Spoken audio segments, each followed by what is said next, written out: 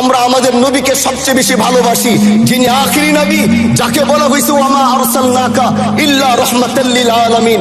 আমরা বারবার দেখছি কিছুদিন পর পর কারা যেন কিভাবে এসে আল্লাহ নবীর শানে কটূক্তি করে, নবীকে নিয়ে অশ্লীল ভাষায় গালিগালাজ করে।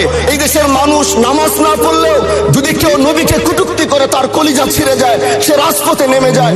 আমি বলবো যারা নবীকে কটূক্তি করে, নবীর নামে গালিগালাজ করে, এদের মৃত্যুদণ্ড, এই আইনটাও যেন বাংলাদেশের এই সংসদ থেকে পাশ করা হয়।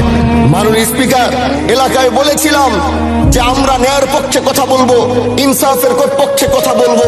তখন অনেকে হাত ধরে বলেছিল, হামজালা ভাই জাতীয় সংসদে যখন যাবেন একটু বললেন হাদি হত্যার বিচারটা যেন হয়। ন্যায়ের পক্ষে কথা বলেছিল, ইনসাফের আওয়াজ দিয়েছিল।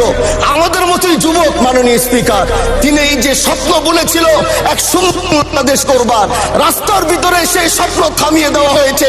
এই বিচার যদি না হয় তাহলে আমাদের মতো হামজালাদের নিরাপত্তাও রাস্তায় কেউ দিতে পারবে না মাননীয় স্পিকার। এই জন্য আপনার মাধ্যমে আমি বলতে চাই, হাদি হত্যার বিচার যেন সুনিশ্চিত করা হয়।